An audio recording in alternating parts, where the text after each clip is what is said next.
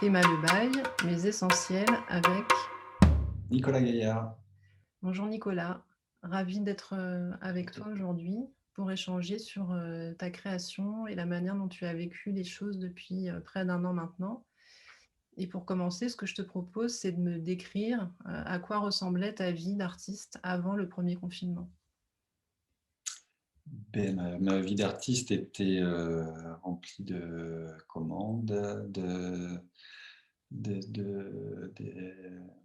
d'expos en préparation, de, de travaux, voilà, Mm. de réflexion. Est-ce que du coup, on peut évoquer ce qui change pour toi à partir du premier confinement? Qu'est-ce qui se passe? Comment ça se passe? Comment tu réagis? Déjà, c'est une grande découverte de quelque chose d'assez particulier qu'on a tous vécu. Ça a été une phase de comment on va pouvoir faire, qu'est-ce qu'on va pouvoir en faire et donc combien de temps ça va prendre et tout ça. Et du coup, il y a une phase d'un peu de repli sur soi, on est un peu perturbé de tout ça. Et ensuite, il y a eu des recherches de solutions et d'adaptation et comment réagir à la situation. Et comment s'organise ton quotidien du coup? Est-ce que tu étais dans des projets qui ont dû s'arrêter, des expositions qui étaient prévues qui se sont annulées? Oui, il y a eu la plupart des choses se sont annulées. Après, il y a eu quand même quelques petites choses qui sont faites tout en n'ayant pas le droit, mais c'était en préparation une sortie de confinement pour l'été. Euh, Après, j'avais des choses qui étaient juste signées pour collaborer sur un travail, par exemple, sur les bactéries. C'était assez rigolo enfin rigolo non, un peu frustrant parce que le partenariat ne pouvait pas se faire parce qu'on était vraiment sur le sujet qui fâche et qui questionne. Est-ce que tu peux Euh, m'en dire plus sur ce projet? C'était en quoi ça consistait exactement? je faisais tout un travail, il y avait tout un travail de recherche sur les bactéries dans notre société, le rapport à la surhygiène. Il y avait un partenariat avec l'école d'art de Limoges, l'ENSA, et un lycée, je ne me rappelle plus de son nom, euh, pour développer toute cette recherche dans la bactérie et le lier à la céramique. Et voilà, ça c'est un peu mis en stand-by, mais en même temps, ça m'a beaucoup nourri en fait, parce que ça a relié mon travail sur la surhygiène, et avec la situation du Covid, ça a vachement approfondi mon sujet, quoi, en termes de recherche, parce que voilà, on a tous les éléments aujourd'hui qui nous montrent l'effet des virus, des bactéries, du microbiote, de tout ça sur notre environnement, quoi. Et l'impact que ça peut avoir, ces choses microscopiques. Et ça, tu dis que ça s'est arrêté parce que le confinement a empêché que tu puisses aller à l'extérieur, continuer ton projet. Au moment du déconfinement, les choses se sont relancées. Comment ça s'est passé? Bon, c'est des institutions, c'est des écoles, et du coup, c'est assez protocolaire, et du coup, je n'ai même pas pensé à relancer les choses. J'attends que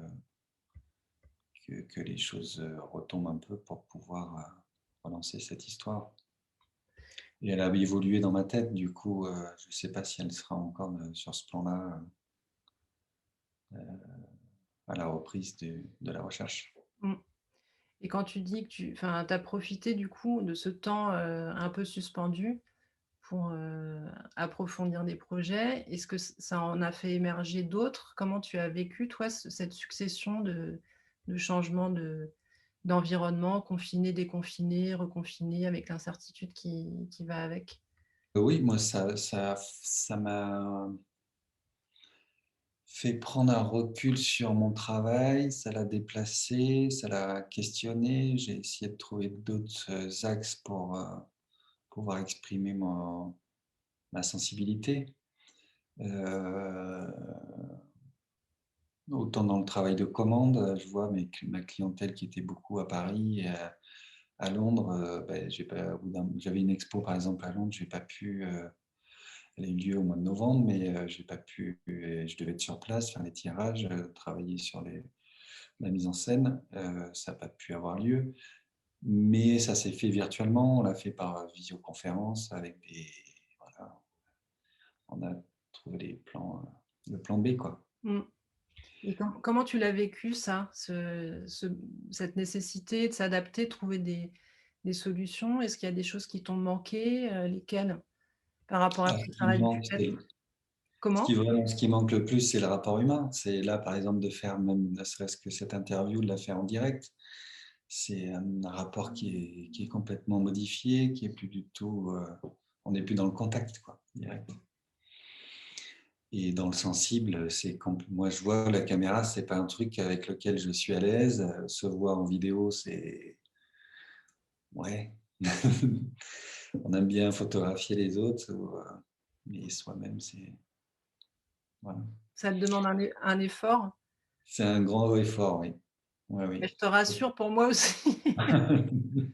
Moi qui préfère être derrière, Ben oui, symboliquement, c'est une manière aussi on va dire, d'illustrer, ce support-là qu'on a tous utilisé de manière assez excessive, depuis bientôt 1 an et qui est devenu un outil quotidien. Tu parles du contact, plus précisément au moment d'une exposition. Qu'est-ce qui te nourrit toi quand tu montes ton travail dans des conditions normales? ah ben c'est le retour des gens, le regard des gens déjà sur les œuvres, l'émotion que ça peut générer chez eux, les questionnements que ça leur pose, qui viennent à soi, et ce qui nourrit aussi le travail de création, même si une exposition c'est un peu une finalité, le travail est fait, quoi. Mais c'est intéressant d'être en échange avec les gens, quoi. Ça nourrit beaucoup. Et là, du coup, on est dans un truc où on n'est pas là, où les expos ont lieu, enfin ont lieu. Là, il n'y en a plus vraiment de programmée. J'en ai une là en cours qui est un peu magique, où on est dans toutes les rues de Limoges, où il y a tous les abribus qui ont été utilisés pour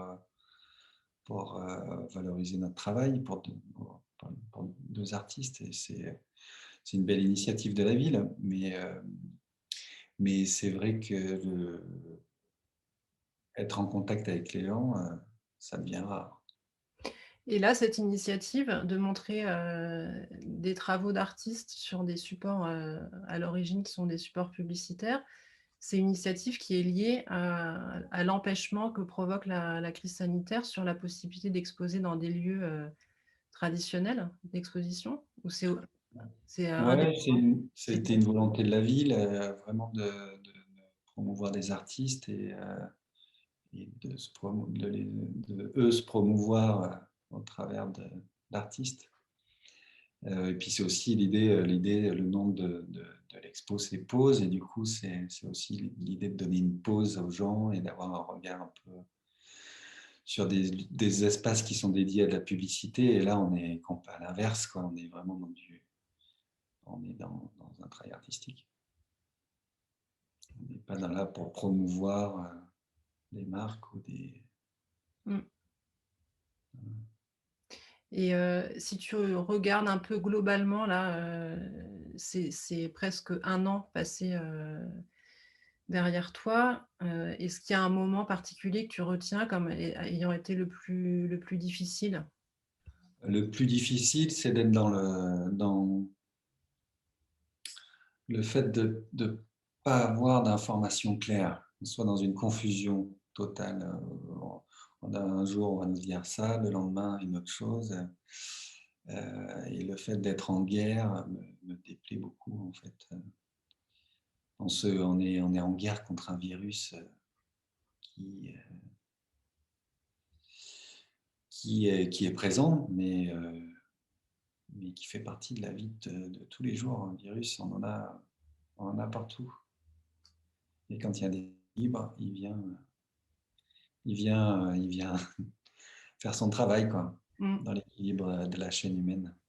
Et dans ton travail à toi, dans le fait d'avoir été empêché, que les choses se soient annulées, est-ce qu'il y a quelque chose que tu retiens comme le plus compliqué dans ce que tu as dû, mettre en place?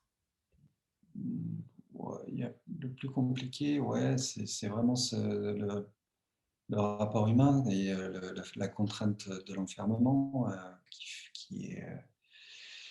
qui est un peu bloquant. Après, moi, l'enfermement, c'est pas de l'enfermement, le, mon travail est travailler sur c'est de la recherche, c'est de la réflexion, c'est un peu concentré c'est axé sur l'extérieur, mais c'est ma sensibilité que je vais questionner. Donc Est-ce que tu as pu, continuer à photographier pendant cette année pour toi? Est-ce que tu t'es permis ça? oui, Ouais. oui, oui, oui. J'ai continué. Ça m'a un peu bloqué à un moment donné. Après, c'est par phase. Il y a des phases où c'est l'enfermement, on se sent vraiment bloqué, et d'autres où il y a un regain d'énergie, de motivation, et puis il y a comment dire, des échanges qui se font, il y a des regains de possibles qui apparaissent, et du coup ça stimule, quoi. Mais, mais ça n'a pas arrêté non, ça m'a pas arrêté dans mon élan. Est-ce que tu dirais que tu as appris quelque chose sur toi en vivant cette période, inédite? Bien sûr, on apprend de toute façon tous les jours, mais euh, cette situation sur moi m'a fait prendre conscience que je pouvais pas mal la gérer. L'introspection, c'est pas vraiment un problème pour moi. Du coup, le fait d'être obligé d'être enfermé, même tout seul, c'est quelque chose qui me dérange pas forcément. Qu'est-ce qui a réellement, changé pour toi au moment du confinement et après? Ben, on y est encore, mais qu'est-ce qui a changé? Qu'est-ce qui a changé? Ben, c'est le fait de rentrer chez soi à 18h, quoi. On est, on se sent dans la contrainte au quotidien, et on manque de liberté, surtout, et des contraintes qui s'agrandissent de plus en plus, j'ai l'impression. On n'en voit pas trop le bout du tunnel, mais il va falloir qu'ils viennent, quoi. Il va falloir qu'on en sorte, qu'on puisse libérer les chevaux, quoi. Et sinon Qu'on quoi? reprenne la liberté. Ouais.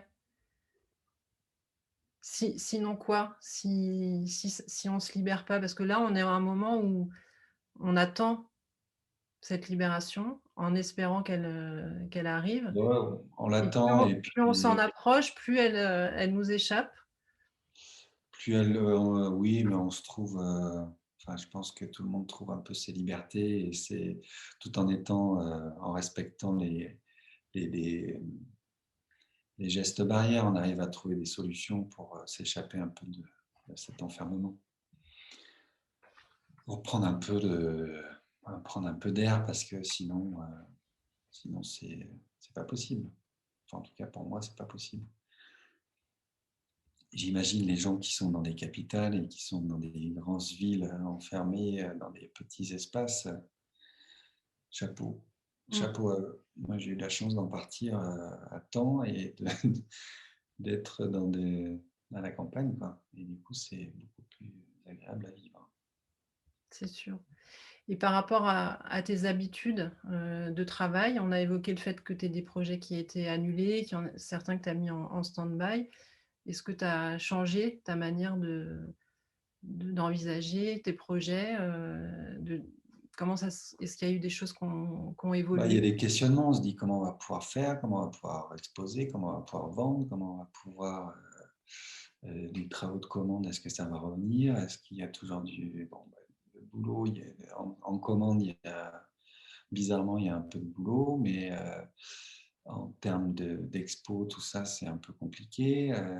Après, là, il y a des sites de mise en ligne, de curateurs, de gens qui vont essayer de valoriser le travail des artistes par le biais de plateformes.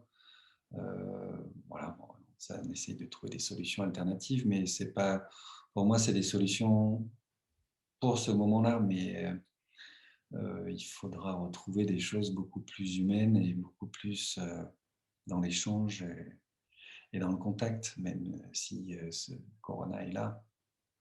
Là, tu parlais de la relation humaine qui était ce qui te manquait, particulièrement dans l'aboutissement de ton travail, mais d'une manière plus générale, qu'est-ce qui te manque le plus, si c'est la même chose ou autre chose par rapport à la vie d'avant? La liberté, ouais, c'est ça qui me manque, la liberté. Avoir à remplir des papiers pour justifier que tu n'es pas un méchant pour pouvoir aller travailler, c'est contraignant. On n'a pas l'habitude de ça, on n'a pas l'habitude de justifier le fait de sortir dans la rue pour quoi que ce soit, quoi. Si tu réfléchis à ce que ça touche en toi, intimement, ces empêchements-là, en termes d'émotions, là, tu parles de la sensibilité, du fait que ton travail, se situe sur ce fil-là, du sensible. Est-ce que ça a changé quelque chose dans ta perception, dans ton envie de montrer, ce que tu montrais, avant dans ton travail? Ah, moi, non, ça n'a pas vraiment changé en fait. Ça l'a plus confirmé, en fait. Ça m'a plus confirmé dans mes valeurs, dans mes pensées, dans le regard que je porte sur la société. Ça l'a, ça l'a plutôt renforcé. Après, dans ma démarche, j'ai envie d'aller beaucoup plus sur des choses essentielles et des choses qui, euh, qui sont dans la simplicité, quoi. Des choses beaucoup plus simples et plus faciles plus simples et plus compliquées à retranscrire, mais plus intéressantes à échanger. Ouais. Et comme quoi, par exemple? Bah, comme ce questionnement sur les bactéries, c'est pas, ouais, je sais pas, c'est plus pour aller en montrer une beauté infiniment petit que de stigmatiser et le montrer comme un problème. C'est, ces bactéries ou ces virus sont partie d'un équilibre dans lequel on est et auquel on doit plus contribuer. Et voilà, c'est plus ces choses-là que j'ai envie de défendre. Par rapport à ce projet sur les bactéries, ça consistait en quoi exactement, concrètement, ce que tu visais toi comme aboutissement visuel? Visuel, bon, c'était en phase de recherche, donc je peux pas je veux pas trop Tu le veux pas trop en développer. parler dans les détails? Ouais, c'est en test, c'est dans ma tête, mais c'est pas encore concrétisé techniquement.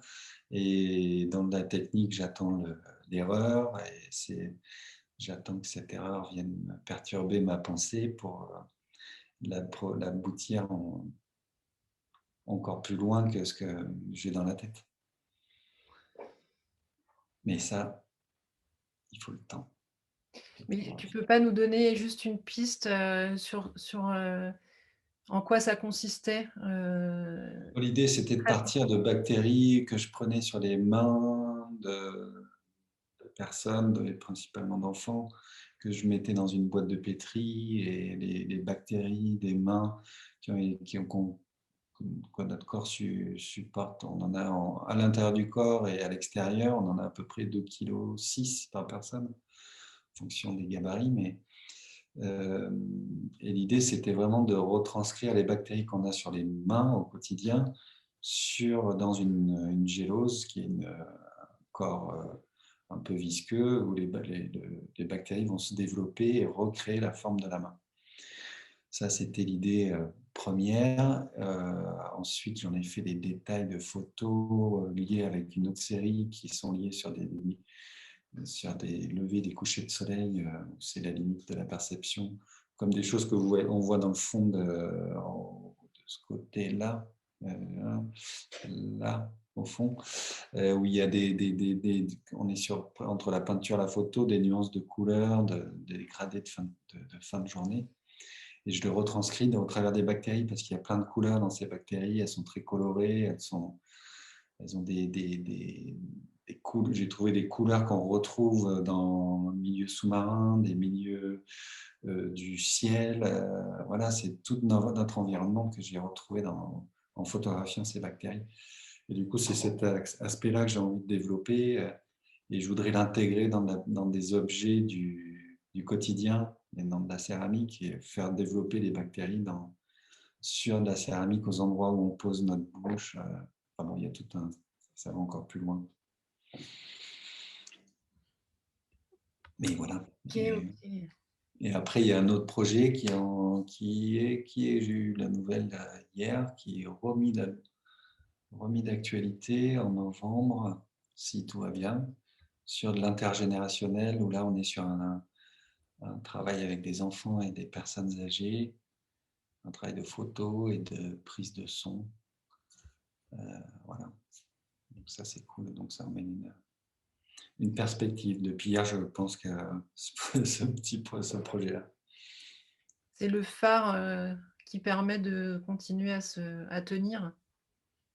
Ouais, après tenir, moi j'ai pas l'impression de tenir, je me sens. C'est pas toutes ces contraintes m'empêchent pas de vivre en fait. J'arrive à cette situation contraignante. Il y a toujours un côté objectif à prendre, positif et à le rendre constructif. On peut trouver des solutions. Il y a des solutions, c'est sûr. Alors, c'est quoi les solutions pour toi?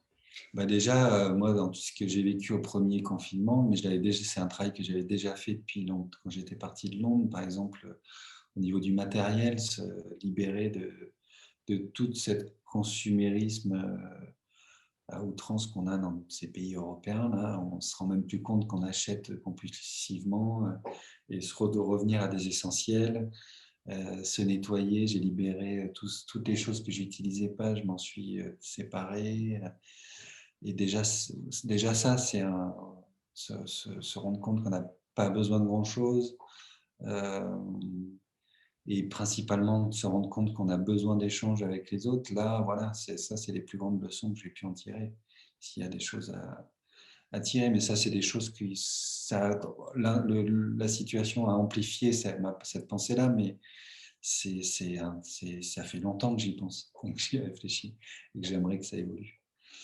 Mais voilà, moi, s'il y a des choses que j'aimerais qui bougent, c'est ça, c'est que les gens prennent conscience surtout de la planète sur laquelle on vit et de l'amour on doit y mettre pour la préserver et se rendre compte de la chance qu'on a de pouvoir partager des moments avec des proches et des gens qui nous entourent.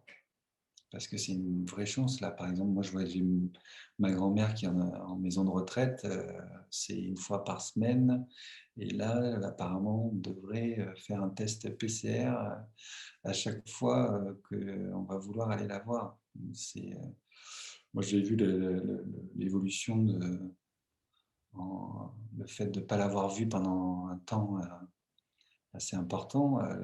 La parole a presque disparu. Enfin voilà, on se rend compte d'évolutions pas forcément positives et voilà, après il y a plein de questionnements sur pourquoi on met nos personnes, nos aïeux dans des boîtes là, comme des maisons de retraite. Voilà, il y a plein de choses à questionner, à rediriger à remettre, à sortir tout ça de questions financières et économiques. L'économie, c'est comment on va économiser notre société sur notre sol, sur cette planète qui nous héberge. C'est là la vraie question. Est-ce que tu as une peur particulière là dans la période qu'on vit?